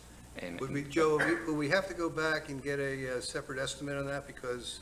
well, the we already have a estimate- bid. We already have a bid, so. Not for the whole project, though. If you get the grant, it's going to be for the whole project. Right, so it'd have to be a first phase of the grant, the total Okay, project. but wouldn't we have to go back and resubmit it because it's old, or? I don't know why, I mean, we obviously have to present them the project, and Okay. here's the first bid, and did we Okay. did we get the money, did we get the bids properly? We did that. We went and. So we may be able to do it quicker than I thought we could, right? Well, I'm not trying to, I don't know that yet, because we've not used this grant funding yet, but they may tell us we can do that, and I'd hate to see that you spend 300,000 of your money when I can be using grant money for that, and, there's, any way we look at it, there's gonna be a match. So you're gonna spend, if it's a $300,000 contract, you're gonna spend $150,000 of it, of your money, because it's a match, okay? That's the way that system, the project works. So that's the only reason I was bringing it up, and it's only 2 months away, and I'm just thinking, do we spend spend all this money for 2 months at a time, or can we wait the 2 months and then make that decision? If we can't wait, I say, let's go with what you're proposing. My question is, before, some came out that you couldn't do it till March. I don't know where that came from. I wasn't, I heard March someplace along the No, line. we were talking a little bit about the timeline. If we got the grant in October, how quickly could we do it? And Joe's indicating we could do it a little quicker than a normal timeline if we already had the bid and we explained to the granting authority that, hey, this is the first phase of this project. well, I think where that came from is, remember, we basically have a much larger project that we're going for a grant. We're asking for, what I'm saying is, okay, we get permission to do a smaller project of that whole thing, and we do it in phases. I don't know why they would say we couldn't do that, okay? Because obviously the goal, if they're giving us a grant, they want us to spend that money. And so they may say, go forward with the smaller project, and then come back in with the request for doing the whole project later. And so you're doing the project in 2 phases. I don't think they would have a problem with that. I've not seen that being a problem for grant agencies. As long as we Vice get- Mayor Fender. Yeah, I hear our consultants suggesting between the lines that it might make sense to just drag our feet for a month and see if we get this grant, and that's what I'm hearing here. I also agree, I don't want to see anybody get flooded out, but I mean, we're so close, and financial stewardship, it should be our watchword here. If we can save $300,000, I'm all for it. Okay, I think, I I'm guess sorry. it's up to the person, the neighbor who will or won't do it at this point. Correct, I agree with you. It's, Yeah, okay, let's do that first. Well, I'm sorry, do we wish to vote on this item right now? We've already voted to spend $250,000. Do we want to continue with that, increase it to $300,000, or not fund this project out of the capital millage? That's the issue that we need to make a decision on. We already know we're going to do it. We just know that there's grant money pending in the next month or two. I mean, it makes sense to see if that's going to drive. Might be worth waiting 5 weeks. All right, so we just want to I'm just. table this item. It looks like we're headed. Is that? Let's That's just keep our consensus? fingers crossed we don't get hit. Yeah. Okay. One more thing I was going to say on this, please. I noticed they put a pump in the road, and that eliminated all the water. I know the sprinkler head is, and I know it was dry, the next day, all that water is back again, that has to be the sprinkler head. I don't know whose sprinkler head, I don't know if it's the first home or the second home. Is there any way we could put a pump there temporarily, maybe, that would go in and absorb the water? They were doing, well, they were just pumping it right across the street on the north side of the road, so it was going across, which is the drain that's hardly used. So they put it into that drain, and it was taking all the water in, and it allowed it to drain out, and it was high and dry within like 2 hours after everything was done. Maybe we could just add a temporary pump or something for the time being, so if that water comes, at least it clears the water out on a temporary basis until we see what's going on at the grant. I don't know how much those pumps cost, but it was the guy across the street, Kyle Gold, he had that done. His guy came in with that pump and just dried everything right up. We do have a continuing service price for pumping by our continuing service contractor. I could ask him for a price if that's what you'd like me to do, to be on standby and see what we come up with. I mean, It could but save normally us on a the few pumps, you $100,000. want to know. What's that? It could save us a few $100,000. Well, like I said, it's, Just, I mean- it's for 5-week fix, right? I mean, we it's a could temporary do it, thing. but remember, I got to put the pump where the water's going. Well, the water's going in several different directions and coming from several different directions. You know, I'm not saying that it doesn't work, but I haven't thought about the idea where we put that pump. But if you tell me a guy did something up there like that, we'll find out where he put this pump and we'll go that route. Vice Mayor Fender. I'm just wondering if this isn't just standard town maintenance. If we see a big standing puddle, you went out there and sprayed it for mosquitoes one day, couldn't we just pump it every couple of days if we see the big giant standing puddle sitting there in the middle of some... I'll answer that, okay? The water that's there that's standing is not the storm water. Yeah. That's irrigation water coming from the sprinkler system. And because of the work that's been done in the right-of-way, it's keeping the water in our roadway. So when people run through there and ride their bikes through there, they have to go around this puddle that's man-made. It's not Can we made by turn off that nature. irrigation system then? Well, we need to get cooperation of the homeowners to do that. Seems like we have that capability. Yeah, somebody's got to talk to the homeowner. I mean, he And- can pay and- for the I pump. haven't seen it. And even if we do a project there, I think we need to make sure that everybody realizes we're going to restore the right-of-way back to the way that it should. You know, we've tolerated berms be put in and everything else, and we understand it's all about protecting I'm the just saying, this properties, buys us so- 5 weeks to get the grant money, and I think it seems like a maintenance fix for a couple of months to pump Well- that huge puddle out of there and get the homeowner not fill it back up, if that's what's happening, right? Exactly what's happening. I thought it was rain. I didn't realize it was No, self-inflicted. no, Yeah. it's there 3 days after it stops raining. Ah, And, be able you to know, adjudicate that. just my opinion, obviously, but I think we're going to be back here in 5 weeks with the same problem. Oh, we're not getting the grant, is that what you're saying? Well, no, we're not going to be able to get the grant that quick. Oh, that's what I thought the I discussion deal was. with it on the administrative end, and just because usually they won't give you any funding until you have a contract. Now, sometimes the contracts are written in a way that you can recoup that funding for the start date. I was but- only going by what I thought I heard. Maybe I misunderstood. Well, you're going to have to, either way you do this, you're going to have to put the money up front. It's whether you can get reimbursed for it, and whether we have to wait for the contract, or we basically get some, the grants written where anything spent from the day they say you have the grant, you can recoup. That could happen. Or they can say, no, you got to wait for it signed, and I mean, that we won't know until we actually talk to the grant agency and say, hey, we got the problem, it's an emergency, can we go do this? So I'm just saying, no, I mean, What's Bob's that actually timeframe you right, just we can't, described? what's that? What's the time frame you just described? Well, the time frame is, we got, first off, when they're going to give us a grant, so let's assume that's, what we're being told, it's somewhere between September and October, right?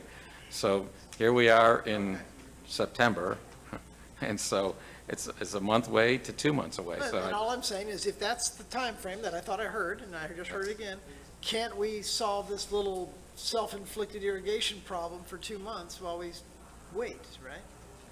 I mean, I don't know, to be honest with you. We can I obviously feel talk like to the we should. homeowners and ask them not to irrigate that area. Or keep their water on their property that they're using for irrigation. All right, Yeah. let me ask you more forcefully. What do we have to do in order to get somebody to go to that person and get him to fix the problem that he's causing? I can do that tomorrow. Okay. It's not a problem. But, Or you could delegate it to the well, appropriate. I have no problem. Thanks for volunteering. Appreciate it. Okay, so we're going to table that item to, well, probably not next meeting, but at least 4 to 6 weeks from now. Thank you, Joe. Thanks, Joe.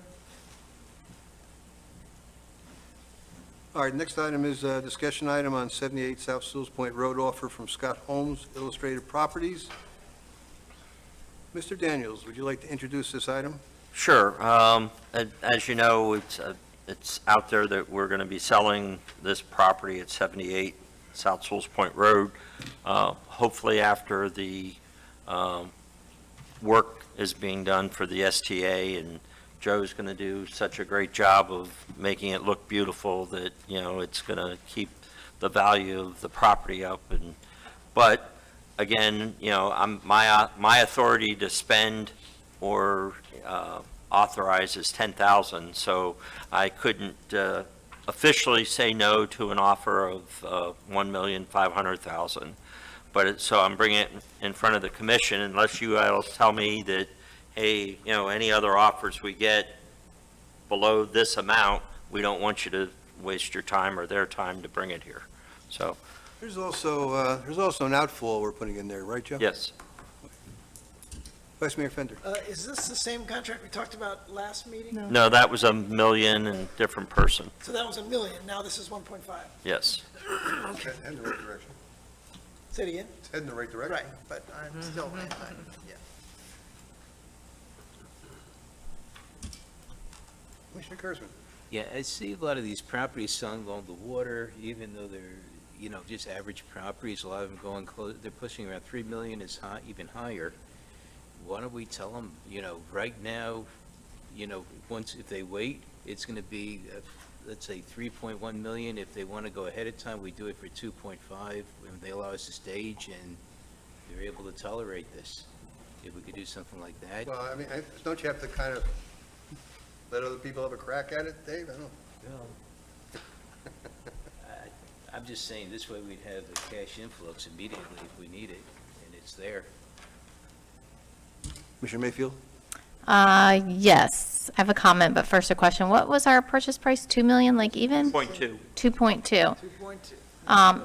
And especially because we're doing phase 3, which is right by there, I don't imagine we would want to sell it before we're done with phase 3. I don't think that makes any sense, because then, sure, you could get an agreement with the owner, but that's just entering a whole other negotiation thing that I don't think we need to enter into. So I don't think, unless somebody's coming in with a really good offer, and then Mariah said something that made sense about not taking any offer that's below the loan payback price. So, I mean, maybe we could do something like you said, Bob, and just say, if anything's below the loan payback price, you don't even need to come to us, because that just doesn't make sense right now. Given that I think sales, I'm not a realtor, I think it's gotten a little bit slower, but things are still valuable. So I think currently you should not come to us with anything less than the value of the loan. What is it, Mariah? 2 million. Okay. Yeah, we used 200,000 ARP funds to knock off from the loan, so it's only 2 million. That's my opinion for now. I would say, if I thought that number was going to be higher than the purchase price, so I would say the purchase price. We can get more than that, because like I say, these properties have Well, increased. this is just, yeah. don't bother us for less than that, Yeah. right? That's the. Yeah. I Right, wouldn't- so if you give me that direction as a commission, then, anything over $2 million I will bring before you, and you can decide at that time. 2.2, wouldn't it? Or you want That was to, the purchase price, but I just like the loan value is, Well, I always say the purchase price, let's go back. We should actually make money on the investments, Yeah, we right? should. It's our- well, we can always still say no. It was just to come back to us, Yeah. right. or come to us. if you want to make it the purchase price, I'm fine. with that. So want a consensus or a vote? Sounds like we have a consensus. Okay, Don't- so anything? Don't come back to us with anything less than 2 million to even talk about. Gotcha. Thank you. Well, I had my button. I'm sorry. It's okay. I just want to make a comment that, don't forget, the price of houses right now is starting to fluctuate down. So be aware that that's, I agree with going with 2.2.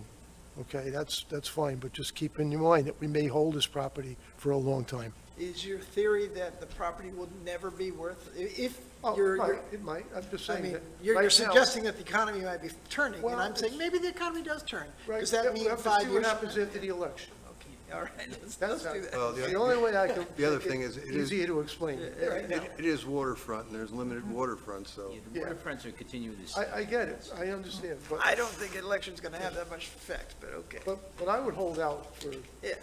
know, Vice Mayor Fender, you have anything else on there? Okay, No, not on this topic, thank you. all right. Do you have your direction?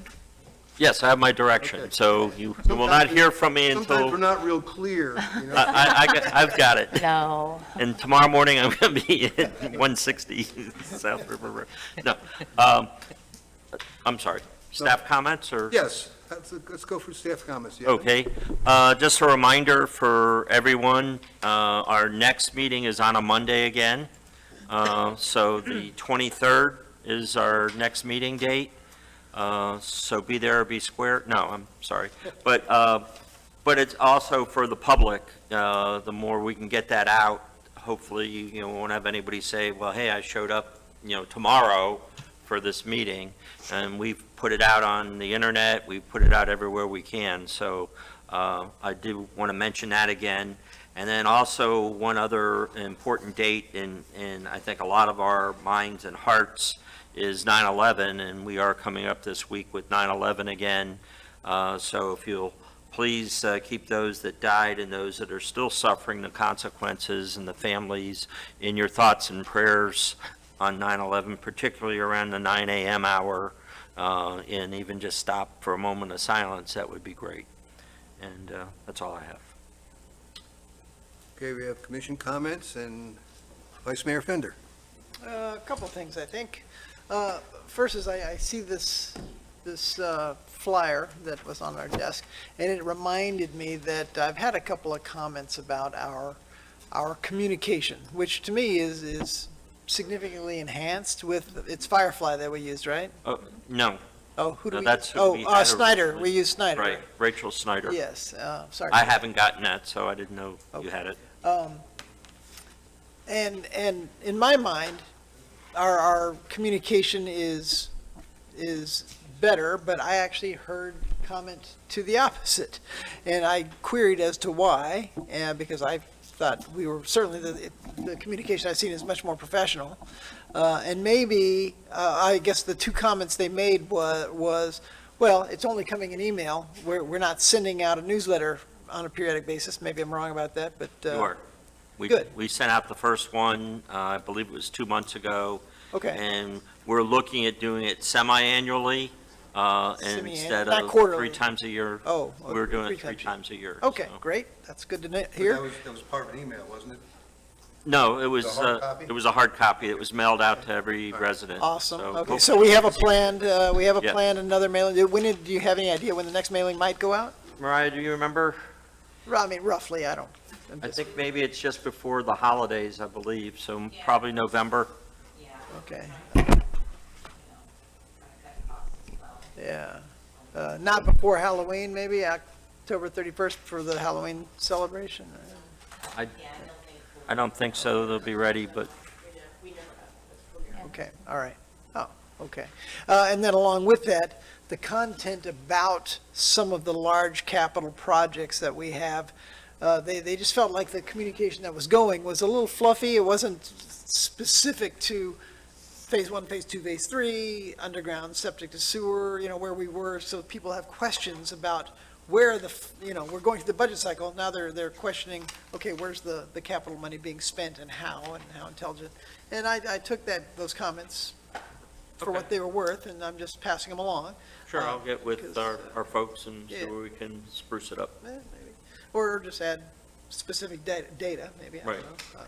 Just throwing that, and also, I got the sense that there's a little controversy around Brightline, and since we're all on the dais together, I'm just going to state that a few months ago, we drafted a letter, I believe, and sent it back when we were deciding where we stood on this in the previous iteration of support for Brightline.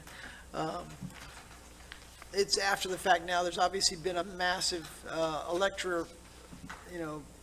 commission change on both the Senate, not the Senate, both the Stewart and the commission, county commission.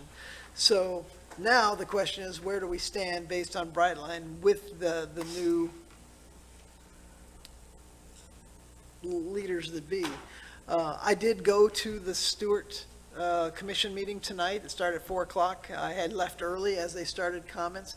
There were tons of people there wearing yellow shirts, which I think was the local business association's attempt to make it clear who was pro Brightline in the audience, and I didn't hear all the comments. I heard some of them.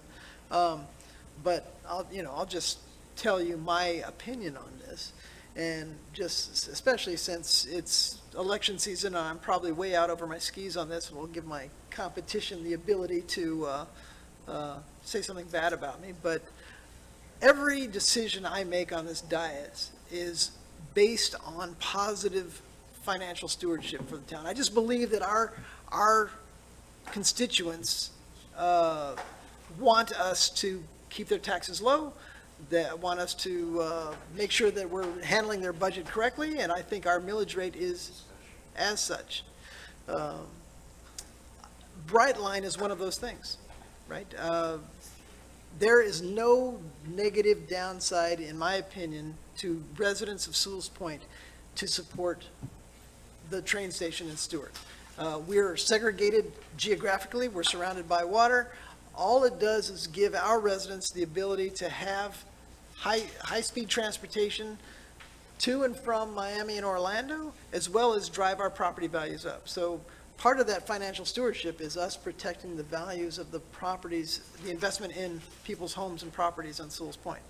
And in my mind, I believe I am supporting our residents and the investment in their homes with support of the Brightline. So I'm just stating that as a fact, just for the others on the dais. You can choose to disagree, and that'll be dandy. Or we can choose to actually support the betterment of the community by supporting the Brightline from the town of Sewell's Point. There's always the idea of, supporting Brightline from a conceptual standpoint. I think we all did. And then you get down to the nitty-gritty in the contract, and of course, we don't have the details of that contract, how much it was originally going to cost, how much it's going to cost now, and what kind of a burden does that put on our friends that live in Stewart, on their taxes. Well, we should know that, right? And we should know that. I mean, conceptually, I think I agree with you, conceptually, for sure. Commissioner Kurzman. Two things. The first thing, I want to thank Chief Tina for putting that report together. I love reading the details and stuff. It's just very informative, and it makes me appreciate the police department even more. And the other thing I did, I'll be happy to share this with you, Vice Mayor. Thank you, sir. What happens is, there's something called Tri-Rail, which, I highly recommend it to anybody. It could take you right here there's many different stops. It's a fraction of the price of Brightline, and it's not going to have any impact to us. If you want to go to Miami International Airport, for example, you want to go catch a Miami Heat game, if you go on the weekend, it costs $5 round trip. Where do you get on it? What's that? Where do you get on it? There's a couple of places. You get on by 45th, over off at 95. You could also go 45th. right by the airport. Yes, off at 95. One thing maybe they should look to do is maybe continue the Tri-Rail to maybe where they catch you, or people that could go use it for work that live in Indiantown or other areas as well. It's good transportation to help people who can't afford it. The Brightline is not inclusive for people on a lower income level, and especially people that need to go to work, and that's part of what I see that's wrong with this. I know my employees, a lot of them like to use the Tri-Rail to go into Fort Lauderdale. They come from Palm Beach, West Palm Beach, I should really say. And, you know, I would love to see the continuation go west, let it go around Palm City or rail on the trains over there, and let them meet in. We just have like a shuttle that takes you right toward the first stop, which is over at Magnolia Park, which is off of 45th, and they could drop you off, and then they catch the Tri-Rail, and the Tri-Rail will then get them into as far as to catching a Miami Heat game on the weekends for $5 round trip, compared to our Brightline, which is $73 round trip. I think that's something we've overlooked, and also to give a valuable land and the property that's involved, and the state will not give grants to the train station. The state won't. I don't know what they'll get federally, but We're talking about It's- a train station in Stewart, not in Palm Stewart. Beach, right? Yeah, Stewart, yeah. You're looking at, I don't know if it's 30 million, but it's a lot of money, and it's a lot of, it could be 58 million. It gets paid for the same way that our road raising gets paid, right? I It's- mean, It's not, to we will me, be financially covered in the building of that, and it will pay you back in spades in property values and long-term taxes. I don't know. I don't know about It's- that. I just don't think we should get involved in that. That's something I think that's between Stewart and the county. Oh, I'm not suggesting, Yeah, it just, it's a hot topic. Commissioner Mayfield? Well, what you just said, Vice Mayor, so are you looking for something from us, or are you not? well, I think we already have something. I'm not sure what I'm looking for. I mean, I believe that we have already drafted a letter of support, as did the city of Stewart, and to go to the commission, the county commission, and say, if you need support, we'll support you. I don't know what form that takes now. We have the drafted letter. The meeting in Stewart has already happened, so it's after the fact of that. There isn't the county commission's meeting tomorrow, but we also have to play nicely with our municipal partners. So, I think we have some conversations to have, less officially, to get a sense of the direction. Plus, we have other business we have to do with both the commission, the county commission, and the city. So, we don't want to be adversarial in any stretch of the nation. We want to be a good partner, but we also want to advocate the benefit of this to the larger community. And despite what you're saying, the benefit will be massive. I I wasn't arguing with you about No, that. no, I I was just, talking- oh, okay. Yeah, but they did change the contract to 2 stops coming, 2 stops going, and they also, now they want to do something with the land there, and, I've talked to a few of the commissioners that are over there, and I've talked to a couple of the new county commissioners. They're not enthusiastic about it, and a lot of the, most of the They're not residents- enthusiastic for different reasons. I had more to say, but I'm sorry. no, that's okay. I just wanted to ask you if you wanted something, then I was going to say, we did what we did before, and I think it's a divisive subject, and there's no need for us to even be like, what are we doing here? We have no control over it personally, so I think we just need to. We're not going to know the details. Commissioner Burrill? I was just going to say, I'm going to side with the commissioners in Stewart. I mean, I'm not going to go against them. I mean, they're our, friends. And Yeah, absolutely. I believe that the railway will ruin Stewart. The railway, what? It would ruin Stewart as a small Ruin town. Stewart? Yep, No. yep. That's what I believe. Yeah, well, that's fine. Okay, were there any other, well, I didn't see that one coming. Is there any- Batter up. Is there any other commission comments? Okay, a motion to adjourn? Absolutely. We're adjourned. Thank you.